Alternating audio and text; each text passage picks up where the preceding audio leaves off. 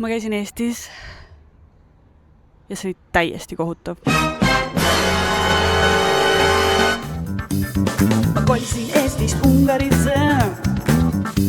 Tere tulemast minu videologisse.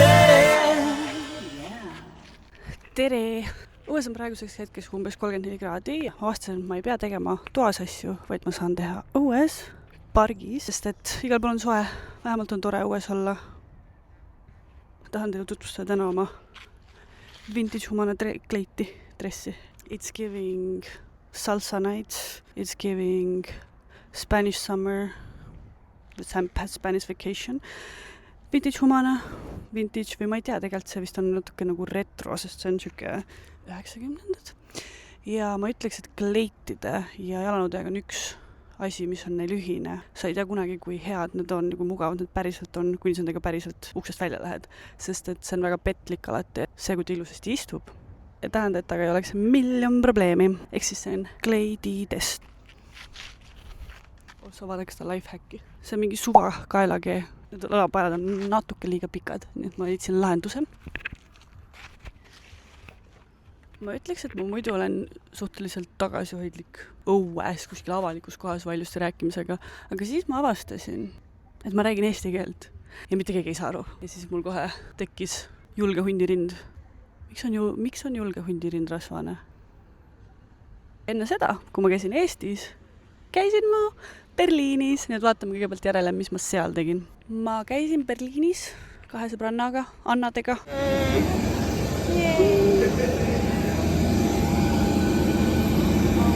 Me vaatasime kõiki neid põhikohti nagu Alexanderplatz ja käisime, mis on DDR muuseum. See oli väga lahe, see oli väga interaktiivne. Seal oli mingi lift, mis pidi hirmus olema, aga see ei olnud hirmus. See oleks mingi tuli, kust ja natuke värises vist ja see oli kõik.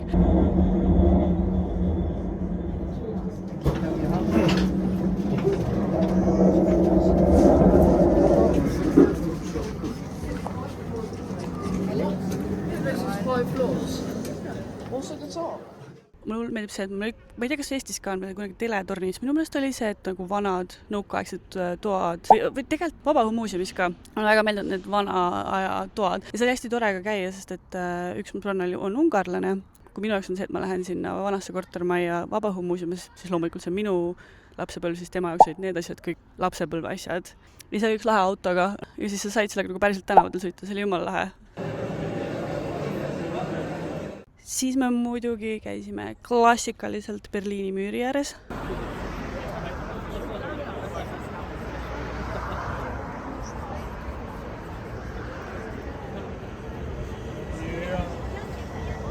Ma natukene tegin ka koha peal giiditööd, väiksed kiired fakti väljaotsimised. Ma ei ole üldse ajaloos hea. Ma andsin ennast parima, nii et... Hello, dear friends and family who have joined us here on a tour in Berlin. So right now we are in front of the Parliament building of Berlin. The word Reichstag originally referred to the Parliament itself, not the building. The structure was completed in 1894 for the Parliament of the German Empire. The famous glass dome was added only in the 1990s by architect Norman Foster. One of the building's most famous events was the Reichstag fire in 1933. The blaze became a turning point that helped Adolf Hitler consolidate power. Ooh. Thank you, come again.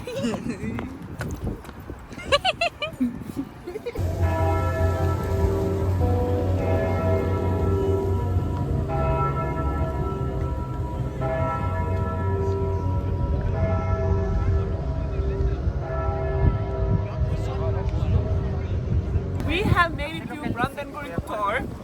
I can say it, also known as Brandenburg Gate. This used to be behind the Berlin Wall until 1989 when the wall fell, so it wasn't visible for anyone.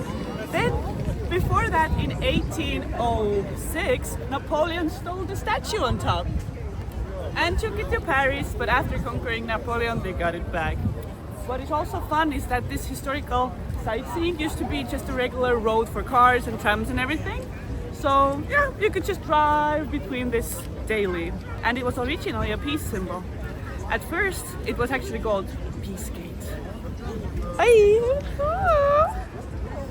Seda ma läksin Eestisse, esialgu olid suvepäevad, sealt ei ole väga palju mingeid klippe ei ole, ilm oli täiesti kohutav, enamuspäevad. Üks asi, mida ma olen nii kaua tahtnud teha, on see, et ma sain oma geekingu tehtud. Vaadake ise, kuidas see läks.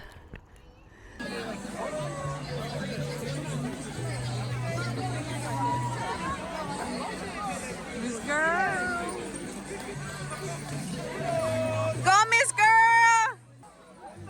Go, Miss Hungary! Miss Estonia!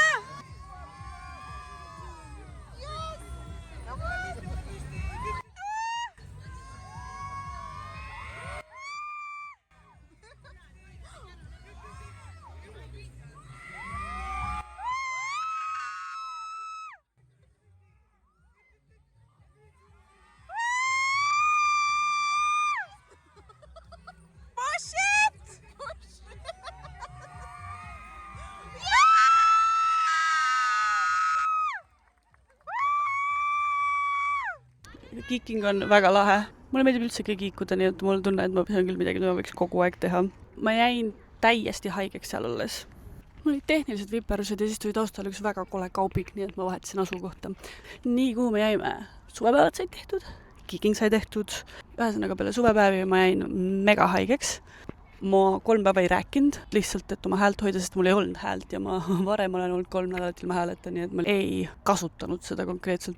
Siis mul olid öömajaga probleemid. Kuna ma jäin ka haigeks, siis oli raskendatud see, et kuhu minna saab. Ei tahtnud kedagi ju haigeks teha. Lõpuks sai enam-vähem lahendatud.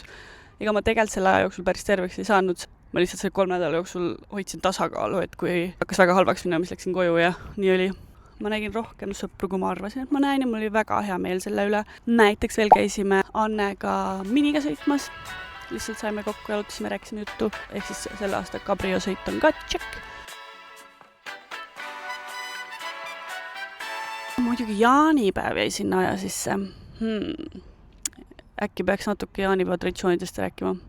No põhiline asi on lõke. Me käisime 3 eri jaanitulel. 2, 3, 2 vist ikka lõpuks.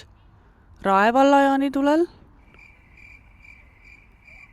ja Kose. Igal juhul. Ühest mul on videoid, teisest ei ole. Kui me räägime nagu meie traditsioonidest, siis muidugi lõkke. Lõkkest ei saa üle ega ümber. Või üle peab saama, sest üks tegevus on üle lõkke hüppamine. Ma ei tea, kas ma olen seda kunagi teinud, aga need suured lõkked on ikka nagu mingid meetrid laiad ja meetrid kõrged. Kindlasti mingid süldibändid mängivad. Ma ei oska seda inglise keelde küll tõlkida. Õige jaanipäev on ikka siuke külavärk. Grillitakse muidugi, süüakse šašlõkki. Jaanipäev oli mingi väidetavalt Austraalia jäätis, mis tundus skämm. Sest et ma ei tea, mis seal Austraaliat oli, aga me sõime seda. Ja see oli päris hea.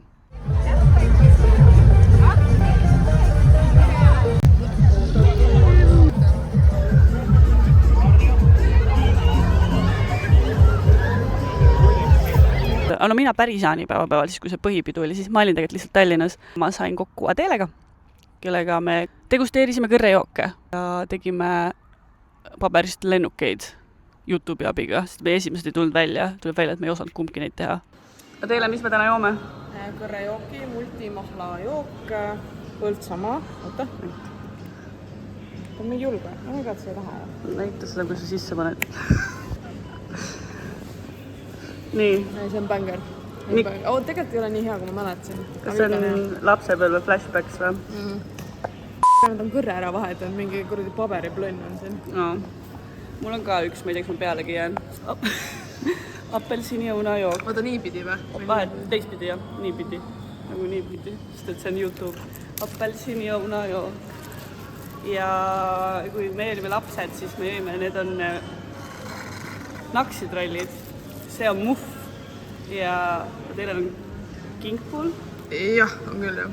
See paned siia auku selle ja see vahel plahvatab. Tastes like childhood. Love it.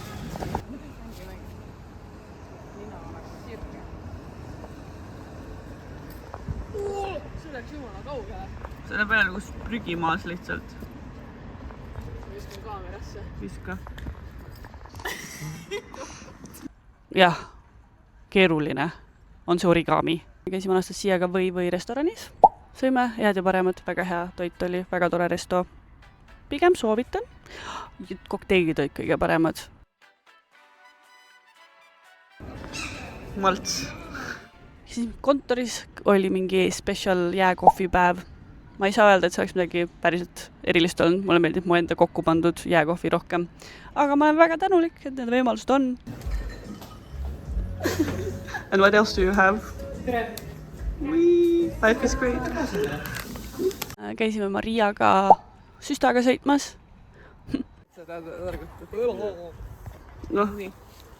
Võta see. Okay. See oli mul eelmine kord ka vist. See ei logis, jah. See hakkab võlgadele. Ei, sa pead rääkima nüüd. Me läheme süstaga sõitma ja loodetavasti ei lähe ümber. Aga eks näis. Kära võtab telefoni kaasa, nii et pray for that phone. Ei, ma ei võta seda päris kaasa.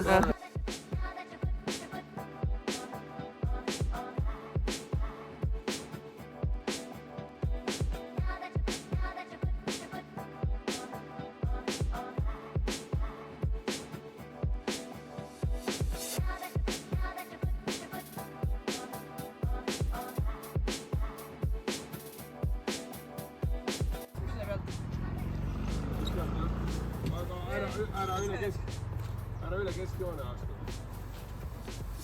Siis lähed ümber.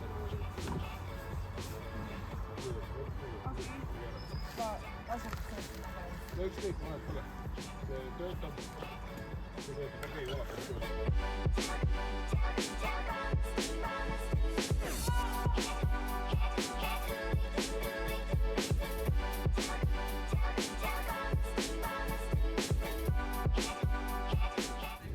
Maria, kuidas läheb täna? Hästi, väga vahva päev oli. Mis tegime? Nüüd on puna, nüüd saab rääkida. Nii, jah. Sõitsime maale, käisime poes, sõitsime süstaga, sõime hästi. Poes? Poes, väga oluline. Asjime sünnipäeva kingi, on ju. Siis käisime süstaga sõitmas, Karolini esimene kord jää peal, Jägala jää peal. Ja sõime hästi palju. Jaa, nii palju. Mul on kõht nii täis. Nüüd on ainult uni, ma ei suud isegi lauseid moodustada. See on väga palav ja see toitirikk on nagu suht uimane värk on nüüd. Vähemalt ma olen ainukes Eesti suveilma siin või suvepäeva siin. Ja, ühesõnaga... Oli vahva igatahes.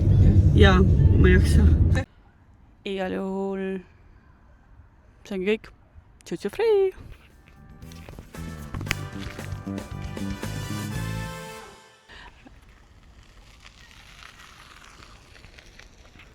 Okei, mingi tüüp lihtsalt jälles.